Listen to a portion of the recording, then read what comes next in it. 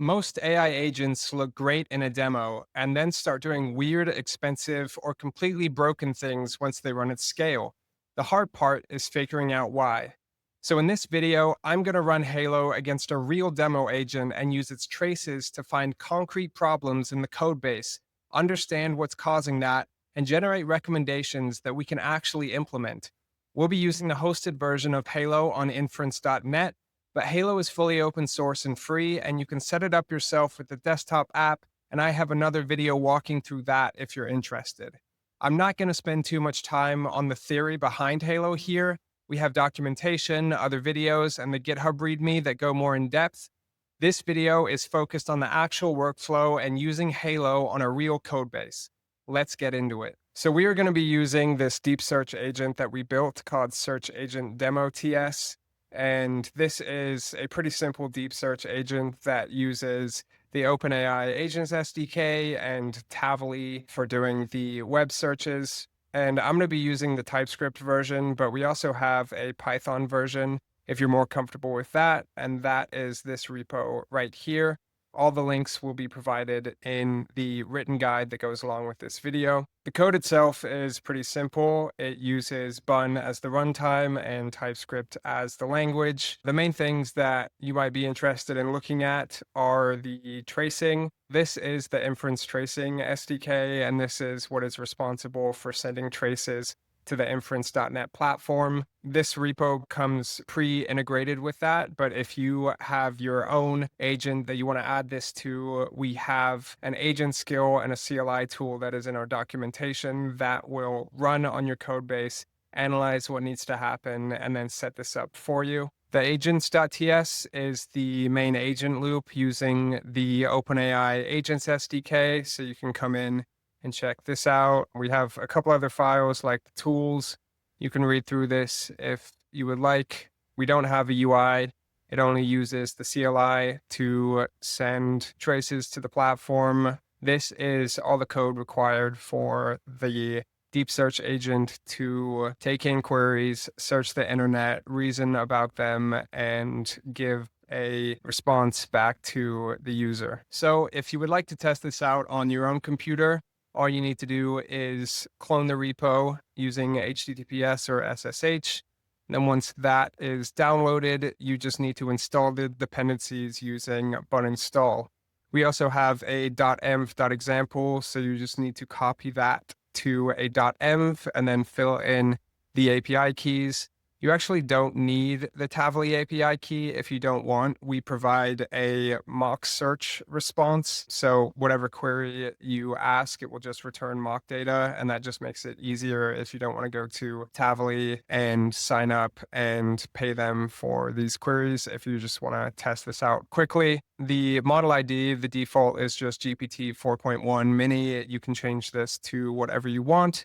And then the inference API key you can get from our website. This powers both the tracing and the model calls because we proxy your calls to OpenAI through our platform in order to gain insights for all your inference requests that you make to whatever provider that you have. And in this case, it is OpenAI. To run your own queries, you just need to run bun run search agent and then whatever you want to ask. If you don't have a Tavily API key and Tavily set up, then you can just append this mock search flag and it will return a mock response. We also have a data set of a ton of different random queries. And if you just want to use that, then you can run a batch search using this command right here. And that also supports the mock search as well. You can do this and you can test it out and watch as these traces come into the platform in real time.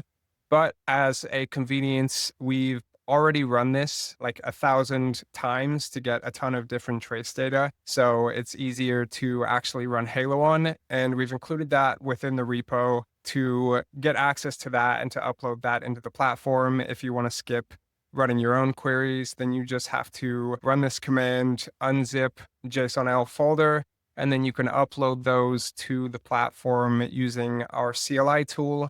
or through the dashboard, which I will show you in the next step. Once you've logged into the inference.net platform, you can navigate to the Traces tab. And if you asked any queries to the search agent, they should appear here. And if you uploaded the JSON-L file via the command line tool, those will also appear here as well. If you unzipped that JSON-L file and you want to import it via the dashboard, you just need to click import and then upload and paste the file here. And I've already done that, and that completed. And now I have all of these traces in my dashboard. You can click into any of the traces in here to see a little bit more data. You can see all of the different tool calls, LLM calls, and you can click into each one of these to see the requests and responses, as well as some variables on the right side here. So this is all very insightful information. You can see the timeline.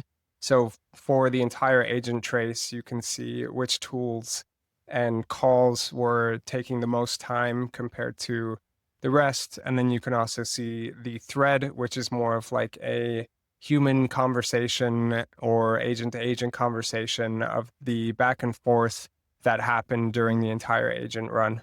If you navigate to the Agents tab, you can see the agent, and if you click into it, you can see all the executions that search agent has taken across any time period. And this has a lot of high-level information about like what is going on with the agent, like the executions, the outcome, the potential cost, if that's included, the like P95, P50, all like very good information to understand about like how each agent run is working. We have the different sessions, and sessions are essentially like a single conversation, like a chat. And in this case, it is a single query.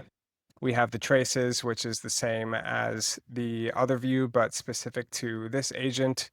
And then we also have signals. Signals are a way to sample trace data that comes in, and you can set your own prompts to analyze the sentiment and behavior of the trace. So you can set things like, was the user frustrated? Did the task actually complete? Was someone trying to jailbreak my agent? Or even was someone sending explicit messages to my agent? And it will flag those traces that meet that specific criteria. So I'm not going to get into it in this video, but just as a side note, it's another really useful tool when analyzing what your agent is actually doing. The Halo Analysis tab is where you can actually kick off Halo runs, and we provide a good default prompt, but you can set this to whatever you like. You can ask it anything about your traces, and it will give you the answer. Things such as like, what is the most expensive tool call, or which tools are taking longest to run? Are my users getting frustrated often? It's kind of like whatever you'd like. And this is really useful when you have a ton of production data, but you don't know what is actually going on all the time within your agent. For this example, though, we are just going to go with the standard, find the issues, and provide some concrete fixes. There's also another couple interesting things that you can do on this page. You can set Halo to run on a schedule. So if you want it to run every single week as you get more and more data, you can do that. And then you will get notifications to Slack if you set that up, or straight to your email, and you can take those recommendations for whatever question you've had and use those to improve your agent. You can also link your GitHub repo by clicking on this button up here. So let's add the search agent demo TS. You can specify a branch or a path if your project is in a mono repo or something like that. So we're going to hit save, and that's going to link the repository. When Halo is running its analysis, it is going to use all the trace data as well as the data in your GitHub repository as well. So it just has more context to provide accurate responses to whatever your query is. So I'm going to kick off an analysis. One thing to be careful of is to make sure that like when the traces were created is within the window that you select. And because the trace data we had pre-generated and saved in the repo was from like 3 weeks ago, just make sure that the window encapsulates when those were created. And the defaults here are fine. You can play around with these if you'd like.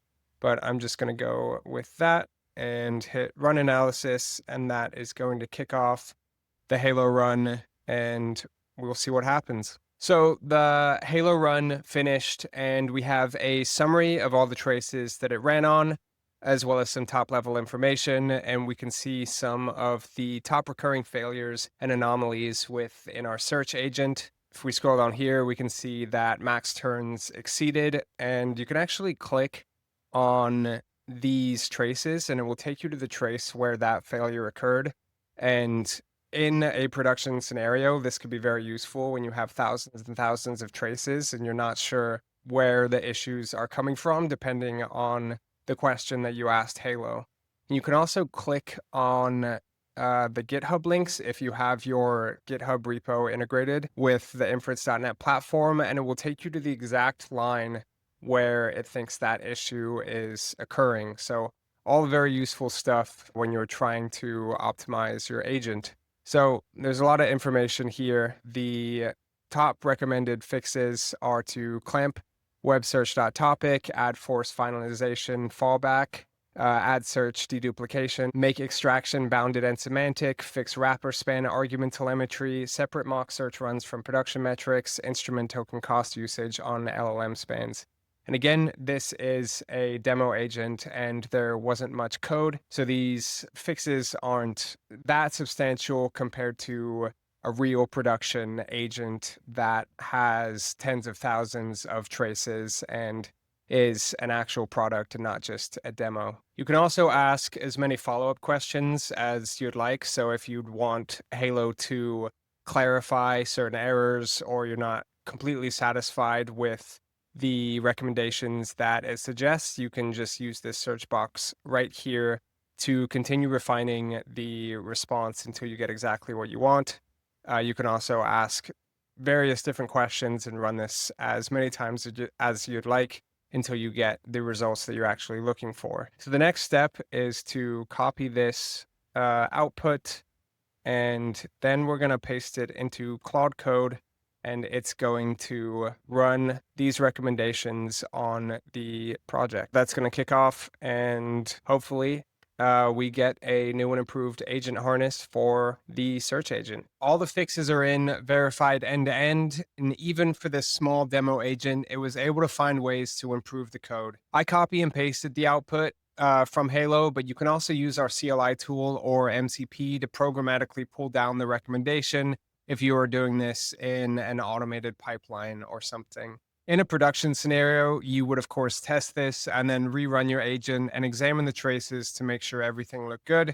You can use Halo for a ton of different use cases, but ultimately, it's a great tool for improving your agent harness and is one of many features that we offer at inference.net to help you build better, cheaper, and faster AI. And that's the full Halo loop on the demo repo. The demo repo is intentionally small, but the workflow would be the same one that you'd use on a real production agent. Hopefully this was helpful, and if you have any questions or would like to try this out yourself, contact us or sign up for a free account on inference.net. Thank you so much for watching.